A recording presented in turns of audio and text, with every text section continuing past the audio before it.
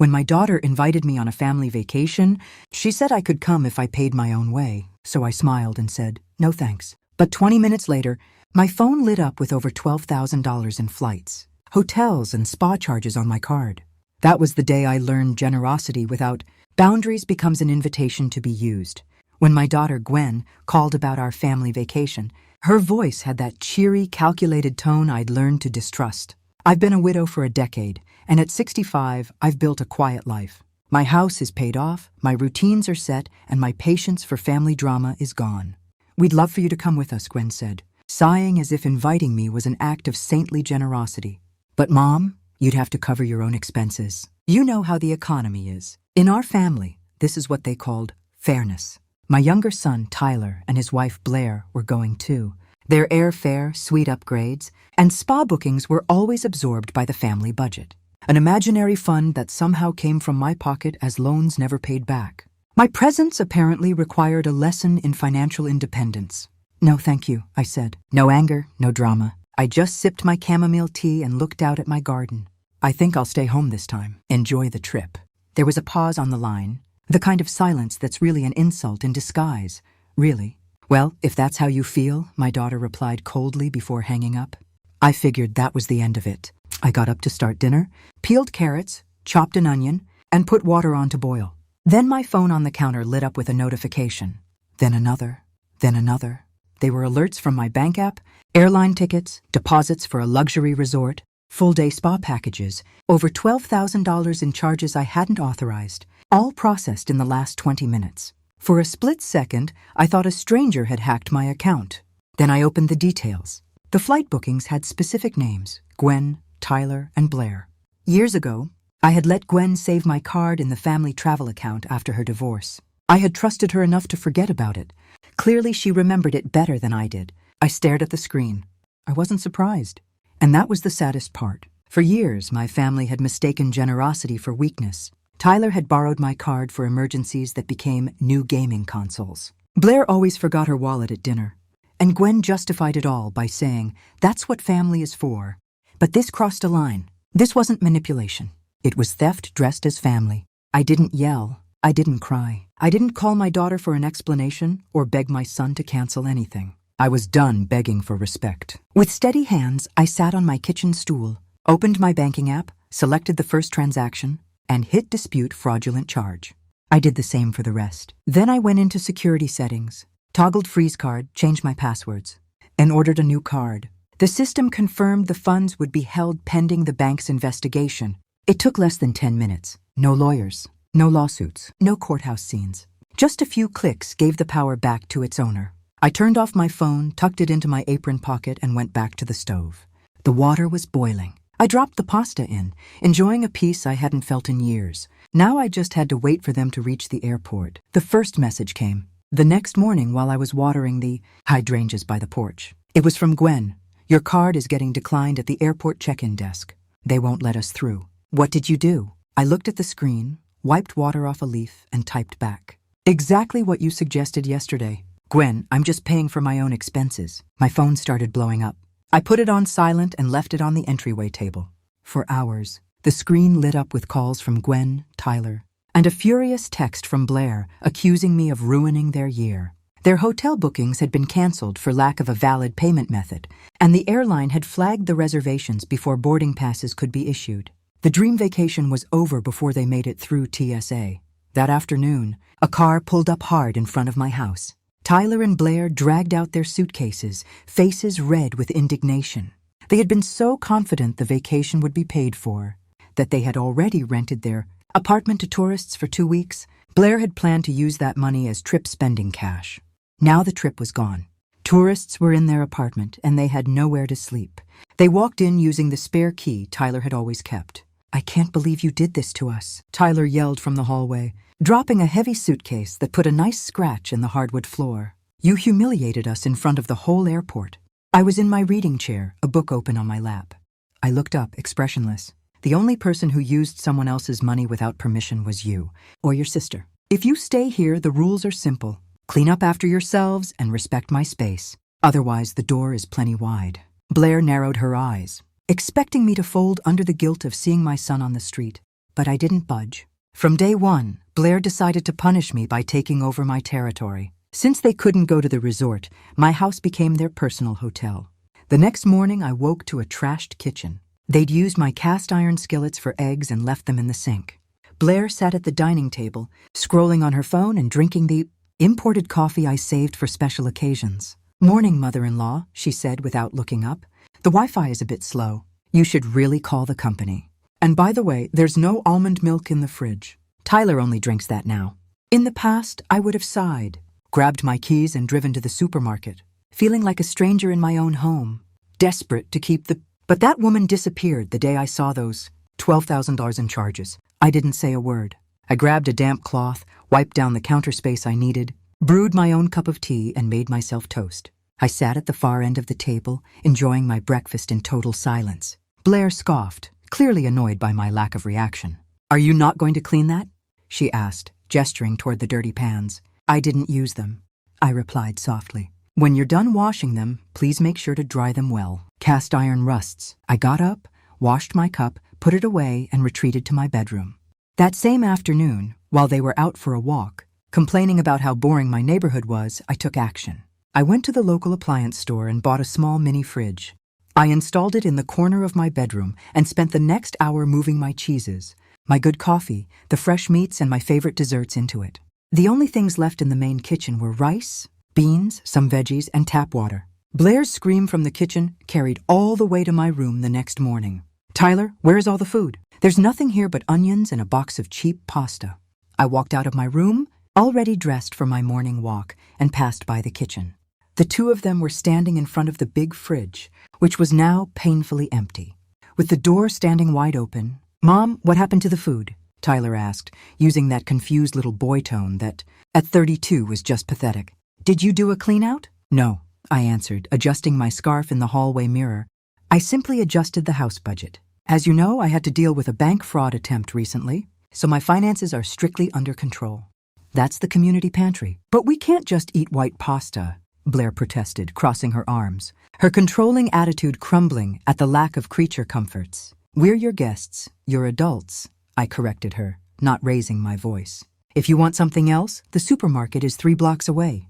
I'm sure you have your own cards to pay with." Since you were apparently planning on going to a luxury spa, I left them there. Speechless, I went for a walk in the park, feeling the fresh air in my lungs. I knew exactly what Blair was doing.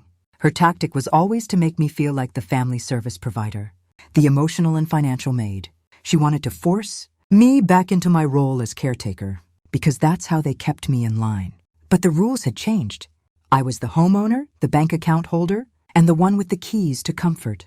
When I got back home an hour later, I found Tyler eating a bowl of white rice in silence, while Blair stared out the window with a scowl. If the food was the first blow to their comfort, transportation was the second. My son, Tyler, had always assumed my car, a very well-maintained sedan, was an extension of his own property. He'd take it without asking, burn through my gas, and bring it back with the tank on empty that Wednesday. Tyler had an appointment to look at a new business project, something he claimed would change their lives. I saw him heading downstairs, adjusting his collar. "Mom, I'm taking the car," he announced, heading for the ceramic bowl by the door where I always kept my keys. He reached in, but the bowl was empty. He frowned and rummaged through the old receipts inside. "Where did you put the keys?" "I was watering my indoor plants with a small copper watering can. The car isn't available." "Tyler, what do you mean it's not available?" "I need it now. I have an important meeting." Blair took her car keys by mistake, and she's not answering her phone. "I took it to Don's garage this morning," I explained quite naturally, plucking a dead leaf off a fern. I decided it was a good time for some preventative maintenance. Oil change, brake check, tire rotation. He said it'll take a few days, maybe a week, since I'm in no rush. Tyler looked at me like I'd spoken a foreign language, but I need it. "Why didn't you let me know?" "Because it's my car." "Tyler," I said, turning to look him in the eye, holding the watering can firmly. "I don't have an obligation to check anyone's schedule to keep my property in order. I suggest you call a cab or walk to the bus stop. The number 4 comes in 10 minutes. His face went from frustration to disbelief, but he couldn't argue. There was no shouting, no fight he could win. He stormed out and slammed the door. I smiled lightly and went back to watering my fern. The weekend came, and Blair decided that if she couldn't control the kitchen or have luxuries, she'd at least impose her social presence. Without asking me, she invited 3 of her friends and my daughter, Gwen, over to spend the afternoon at my house. I returned from my weekly errands to find my living room turned into a social club. They were drinking cheap wine, laughing loudly, with their shoes up on my light-colored sofa and the TV, blaring at a deafening volume. Gwen saw me walk in and looked away, still annoyed by the trip fiasco. Blair smiled smugly, as if she had conquered the territory. "Hi, mother-in-law. We decided to have a little get-together to lift our spirits," Blair shouted over the music. They expected me to get flustered, to retreat to my room feeling displaced, or to make a hysterical scene that would make them look like victims. I did none of those things. I walked with firm steps to the center of the room. I dropped my bags on the floor. I walked straight to the main outlet behind the cabinet and unplugged the TV and the sound system. Silence fell heavily over the room. "Excuse me, ladies," I said in a tone that was cordial but sharp as steel, addressing Blair's friends. "It's my downtime, and in this house, shoes are not allowed on the furniture. I'd ask you to lower your voices, or better yet, continue your lovely gathering in a public place." Then I turned to Blair. "And if you spill a single drop of that wine on my sofa, the professional cleaning bill will be coming out of your husband's bank account." I took the TV's power cord, coiled it up calmly, and tucked it under my arm. Blair's friends looked at each other, uncomfortable, and started grabbing their purses, murmuring excuses. In less than 5 minutes, the room was empty. Blair was left alone, red with humiliation, with no audience to play the victim for. The next morning, I noticed something unusual in my study. My desk chair was slightly pushed out, and one of the drawers where I used to keep my bank statements wasn't completely shut. They hadn't stolen anything of value, but the message was clear. They were searching. They wanted my new credit card, or maybe some financial document that would let them justify that I owed them money. Maybe they were looking for the emergency cash I kept. Their desperation was clouding their judgment. What they didn't know was that since the day I froze the card, I'd rented a safe deposit box at my bank. All my important documents, my updated will, my backup cards, and my jewelry were safe there, in my desk drawers. There were only appliance manuals and old grocery receipts. Still, I wasn't going to let them feel like they had the right to dig through my privacy. That same afternoon, I went to the local hardware store. I bought a smart door lock with a keypad. I didn't need to call a specialist. The instructions were simple, and I've always been handy with tools. In half an hour, I swapped the old knob on my study bedroom door for the new one. When Tyler tried to get in that afternoon with the looking for a pen to sign a paper, he ran into a solid metal keypad. I heard the frantic tapping of the buttons from the hallway. I came out of the kitchen and found him standing in front of my door, his hand frozen in midair. "This area of the house is private now." "Tyler," I said calmly, handing him a cheap plastic pen. "Here's your pen. When you're done using the guest bathroom, please turn off the light." He stared at me. It was in that moment I noticed the reality was finally hitting him. I was no longer his unconditional, self-sacrificing mother. I was the homeowner, and they were simply unwanted tenants who were about to run out of time. The time had come for them to leave, but I wasn't going to beg, and I wasn't going to waste another afternoon arguing in my own hallway. I simply stopped rearranging my life around people who had no respect for it. Thursday morning, at 7 o'clock sharp, the doorbell rang. 3 men in work coveralls walked in, carrying paint buckets, plastic tarps, and electric sanders. They were from a renovation company I'd hired the week before. I led them straight to the guest room where Tyler and Blair were sleeping. I threw the door open. The couple jolted awake, disoriented and half asleep. "Good morning," I announced, with an energy I didn't feel but projected perfectly. "Rise and shine, please. The painters need to get started." "What painters, Mom?" "It's 7 in the morning," Tyler stammered, rubbing his eyes. "That's right. I've been meaning to turn this room into my sewing and reading room for a while. The cream color is boring me, so we're painting everything a linen shade. And they're going to sand the floors today," I explained, while the workers started covering the furniture in heavy-duty plastic, ignoring my occupants. "But we have nowhere to sleep," Blair shrieked, clutching the sheets to her chest as the sanding dust started, floating through the air. "The sofa in the living room is quite comfortable if you put a blanket on it," I suggested kindly. "And I'd recommend you pack your clothes in your suitcases, so they don't smell like chemicals. The work will take about 5 days. There will be a lot of noise." I apologized for the inconvenience. I left the room, closing the door halfway so I could hear the chaos. The electric sander fired up with a deafening roar. I smiled. There's no arguing with a homeowner making improvements on her own property. Some people don't learn from lectures. They learn when comfort disappears. They lasted through the noise and the smell of paint for exactly 24 hours. Sleeping on the living room sofa, eating white rice, and having to walk to the bus stop was just too much for my son's ego and my daughter-in-law's arrogance. Friday afternoon, I watched them dragging their suitcases down the hallway. Blair didn't even look at me. She was typing furiously on her phone, probably complaining to her friends about what a terrible mother-in-law she had. Tyler stopped at the front door. "You didn't have to treat us like this," he said. His voice didn't have anger anymore, just a mix of defeat and chronic victimhood.